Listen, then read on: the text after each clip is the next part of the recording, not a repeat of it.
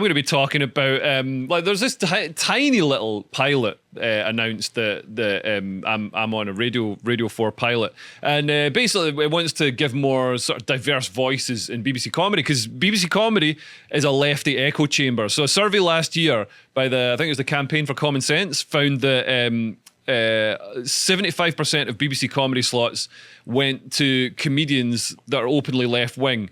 1% went to Jeff Norcott. But of all the comedians, one right wing comedian.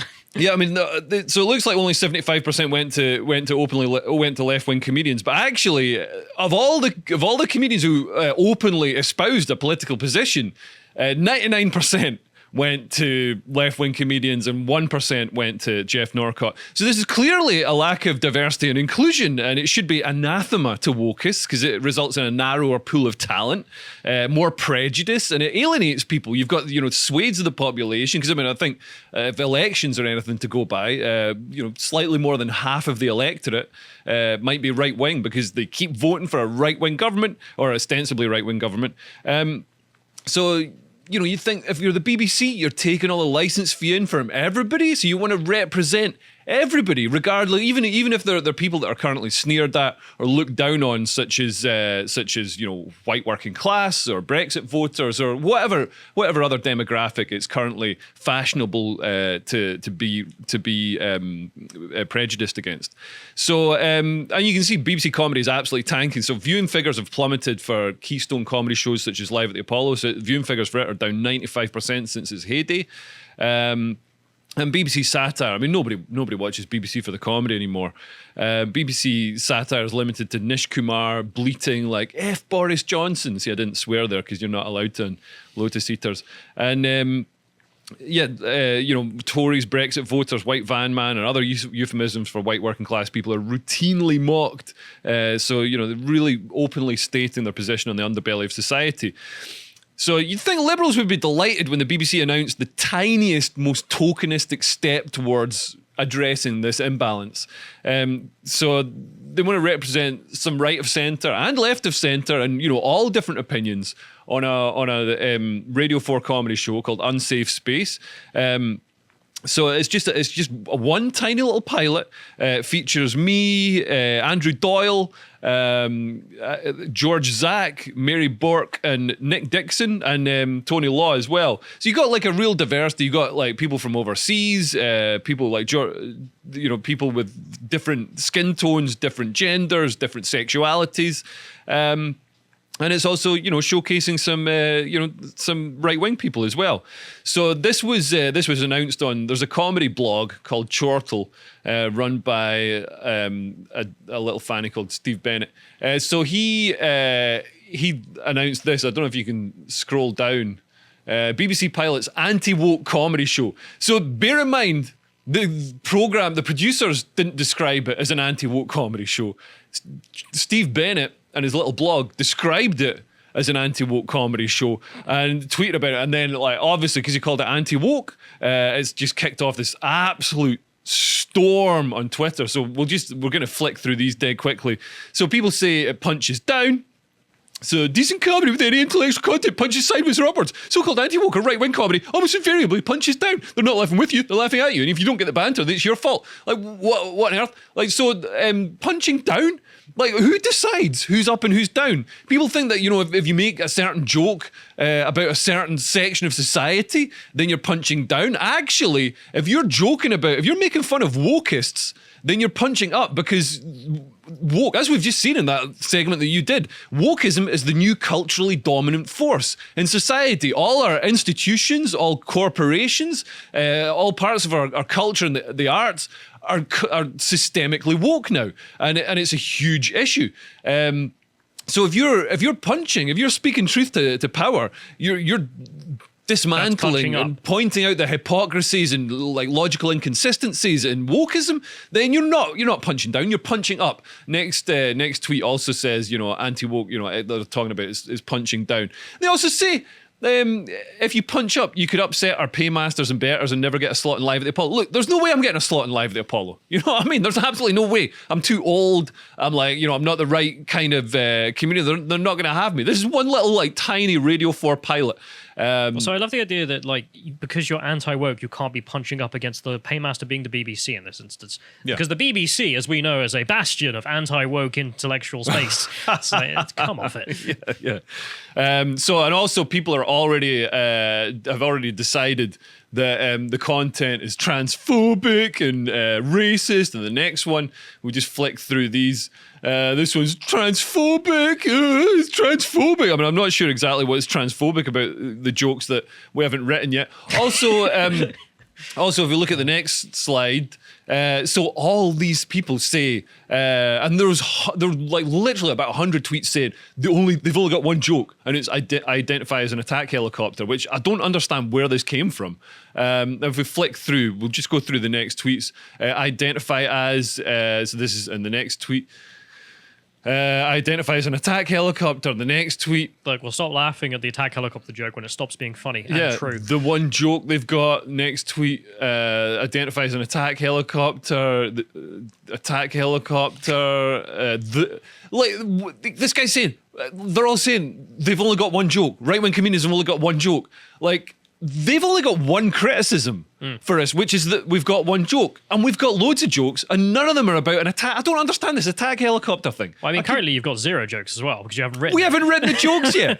I mean, I kind of have, but for the purposes of this, we haven't. Certainly nobody knows about the jokes. They're just in here and on like. Do you know about the 4chan post about identifying as an attack helicopter? Yeah, like, some guy goes down to his local doctor and he's like, I want you to install rotary blades so I can have hellfire missiles shooting at disgusting foreigners. You must recognize me as Apache, as my pronouns from now on. You never seen that stuff? No. I'll have to show you afterwards. Right. Big man Tyrone. Right. Yeah. Oh, that must be where it came from. The next tweet, the one joke about identifying as whatever. It's like, nobody's got like, next tweet, identify as attack helicopter. Next one. Attack helicopter, like what? Nobody's attack hell. What on earth are they talking about? What are they talking about? Nobody's written the jokes yet. They're just going on about attack helicopters. They've only got one joke. They've only got one joke. No, you've only got one tweet. Okay, and now we move on to. Now we move on to my fellow comedians who've been criticising me. So this is Mitch Ben, who's a musical comedian. He's got the European flag in his bio, which is a sure sign that he's a fanny. So yeah, all those the only conservative comedians in the circuit are going to be busy. Actually, this isn't that bad. So maybe Mitch isn't that bad. But again, this is a myth. Nobody calls themselves the only conservative comedian on the circuit. I mean, this is all just prejudice against anybody who isn't in their woke little clique. Mitch Ben, by the way, is a musical comedian, which is that's cheating and it's not real comedy. It's like using a PowerPoint. And if we move on to the next thing, so this is Jen Ives. She is a transgender comedian who actually I think she's quite funny, which is she should be less funny than she passed better, but. So yeah, Leo Kerrs has some spicy takes on why women are idiots. Genuinely, like I wish I did, but women's football, mate. I've got no idea. I've got no idea why they're idiots. I have no idea. I wish maybe Jen can tell us. It baffles me. Jen's got some opinions on it, surely. It baffles me as to why they're idiots. I'm assuming it's something to do with hormones. If we move on to the next one, so this is Katie Davidson, who's apparently she's in a comedy sketch group or something like that. It sounds terrible. It sounds like the sort of thing you see flying on the Royal Mile. And oh god, they'd just like be lying on the ground, like pretending they're dead and holding up a flyer, and it's like, oh god. But yeah, great choice of comic for the project. I left a compilation show with him in Ed Fringe in 2015 where he shouted down a female audience member about her presumed baggy fanny. My exit encouraged others, so he kicked off at me. Really funny all round. Thumbs up emoji. Genuinely pretty sure this didn't happen. Pretty sure Katie Davidson is lying and defaming me. If she's got any footage, I record all my shows, but I don't like keep the recordings for 6 years, so I can't go back and reference it. But baggy fanny, that's not a term I'd use. but I will in the future because it's funny. But yeah, Baggy Fanny, I'm pretty sure this didn't happen. Compilation show, like, it's probably Hating It's not Live. a small show. A lot of people at Edinburgh Fringe 2015. So the host Someone will of remember. the host of Hating Live, Darius Davies, he can't remember me saying this, and it's the sort of thing, you think if I was screaming Baggy Fanny at an audience member and people are walking out, this is the sort of thing that would stick in somebody's mind, like my mind or Darius's mind. So yeah, no recollection of it whatsoever. 2015. Although I did in 2014, I saw Katie Davidson kick a homeless man's dog. So she did. Why'd she do that? She kicked it because she said it was looking at her and it wanted to eat her chips. So she kicked it over a hedge. It's a dog. Yeah, she kicked a homeless man's dog. I mean, she might not have any recollection of it, but it definitely happened. If we move on to the next one, Stuart Braithwaite, because racism is pure hilarious. Like nobody, I think we've skipped some. If it was serious racism, though, by definition, it wouldn't. Like that's the point in the joke: is that a joke is something that makes you make an assumption and then cracks your assumption.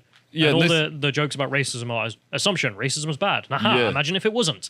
Yeah, we've skipped a few from other comedians, but anyway, we'll keep going. So this is, yeah, they're also saying the show is definitely going to be racist. The jokes that we haven't written yet are definitely racist because I mean, obviously, we'd be able to broadcast racist jokes on Radio 4, and BBC that wouldn't would breach. be like, yeah, sure. Why not? That wouldn't breach Ofcom's rules. I mean, they're really just showing their own prejudice here. Next one, racist is racist. Next one. Racist, misogyny, Islamophobia. Next one. This is going to be racist, misogynistic, and transphobic. What happened to Islamophobia? Why did they get dropped? They're like, what else could anti-woke mean? Like, we didn't call it anti-woke. Like, this noncy little beardy fanny, Steve Bennett on Chortle, like, he called it. He called it anti-woke. Nobody else called it anti-woke. It's not called anti-woke on the thing. It is anti-woke, though. If you move on to the next tab. Punching down on a minority. You're a shit comedian. Hasn't actually seen any of it. Hasn't seen me. Just automatically knows that because it's not in his little clique, it should be banned. It's from a separate church. Okay, move on to the next one. And yeah, now we move on to the N-word. So apparently, any comedy show that wants to show diversity of opinions. Diversity of opinions means white men wanting to use the N-word. Imagine pitching that to a boss at the BBC. Yeah. Be like, well, you haven't included my opinion. What's that? I just really want to say it. Yeah, like the Ofcom, for a start, no comedian's going to say it. I mean, maybe all right, I've seen black comedians say it, but like, no any white comedian is actually illegal in this country as well to broadcast online. It's Ofcom is like the number one like bad word that you can't say. So it's definitely not getting broadcast on Radio 4. Just to put anybody's minds at rest, if you're worried that Radio 4 has suddenly become a bastion of Nick Griffin-esque like evil racism, it would be illegal, and we're not going to do it because also none of us say the N-word in our set because you just like, why would you? And we don't want to, and nobody wants to, and nobody does, and it hasn't been done. And so this is just a bizarre leap of logic. But a lot of people came to this leap of logic. If we skip through the next couple of BBC is going to broadcast the N-word. 5 days till they do it. It's just going to be people using the N-word and calling trans women men for lols. Okay, fine. Next one. Do you remember the Joker N-word Twitter account? No. It was just an account that was like 5 days until I say the N-word. 4 days until I say the N-word. And it would count down and like people would get more and more scared. He never did it. But it was just to mess with people. Yeah, this is, N-word, telling women to get back in the kitchen. White guy saying the N-word. Next one. Is Bernard Manning still alive? I love how, so Bernard Manning came up a lot as an example of right-wing comedy, even though I don't think Bernard Manning was particularly right-wing. But I love how, to find an example of right-wing comedy or supposedly anti-woke comedy, they've got to go back like 60 years to find, to dig up Bernard Manning. Well, he's been dead for a decade and hasn't, made any comedy, for a long time, particularly since he's been dead. So, they've got to go back so far to find an example of and Bernard Manning wasn't anti-woke because woke hadn't been invented then. If we move on, yeah. Oh, yeah. Also, now we start bringing up Nazis. Godwin's law there. Next one. So this person says it starts off by being normalized on TV and ends with violence and harassment in real life. Well, I'm really sorry, Shardin Taylor Stone, but Who are you planning on beating up, Leo? well, they wouldn't let us do it the other way around. I wanted to start with the violence and harassment and then move on to the Radio 4 series. So they insisted on the Radio 4 They series. insisted on doing it this way round. They started. So we've got to do it, normalize it first, and then do it in real life. Instead of doing it in real life and then normalizing it on TV. I mean, bear in mind, Radio 4 generally isn't on television, but why let that get in the way of your nonsensical fantasies, Shardin Taylor Stone? Okay, next one. By the way, all these people are slagging me off, all ugly. So yeah, racism. Next one. Next one. Look, this guy. This guy's body shaming me. He says the only successful job creation scheme in the UK is the BBC constantly finding ways to wheel out desperately unfunny people. Desperately unfunny people whose hairlines are reaching escape velocity. Look at my hairline. Look at that hairline. Does that look like it's reaching escape velocity? I think Sinan Koz or whatever he's called, I think he stinks. I think he smells of kippers. If we move on to the next one, another guy. Oh, well, obviously, look at this mop top. I mean, this guy's like about 12. So obviously, he's sneering at anybody. Like an American trans werewolf in Brooklyn. Oh, God. Sad Sonia number 4. Oh. Okay. I can't wait until China takes over. Next one. Oh, yeah. This lassie. Look at his little skull print shirt. He's such an edgy boy. Honestly, click on her profile picture. Her chins need some edges. That's what needs to be edgy. You know what I mean? Like, anyway, also, skin looks greasy. So close that down. Next tweet. How do you say, man, they're all ugly. They're all ugly. I love this one, though. Who's this Florida-looking lowlife in the picture? Yeah, baby. That's me. I'm a Florida-looking lowlife. Look, Florida's glowing. I'd love to be. I love being. That's a great thing to say about me. Florida people are cool. Sunshine State. They're all Sunshine State. They're all wrestling alligators, drinking beers. They're cool people. Alex Keeley, anyway, is a drizzling shit posh comedian, and one of his punchlines is literally like, that's the explicit binary of the referendum. Oh yeah, I think you'll find that's the explicit binary of the referendum. That's the level of comedy we're talking about. Total like sixth form studies, like obviously slagging off Brexit because that's so subversive. Oh, I've never heard a comedian slag off Brexit before. What a wild angle, Alex. It's the accent that ponce. gets me. Oh, he's just such a foppy. If you search for Alex Keeley on there, you'll be able to see his face. We don't have time, but I wanted to bring up his comedy, Kealy. Probably, yeah, there we go. I went to Eton, apparently. There we go. Big shook. Alex Keeley. I am truly shook. Click on his Twitter. Look at his head. Look at that posh, white, privileged face. Top 10 jokes according to The Guardian. Oh, well done. Top 10 jokes in 2019 from somebody who got paid £30 to write an article for The Guardian.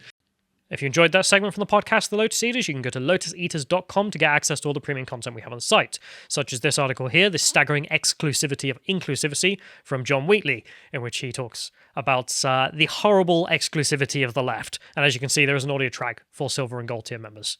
Also, if you'd like to find out what else is coming out on the website, you can always follow us on Getter at lotuseaters_com, being the @. Thank you and goodbye.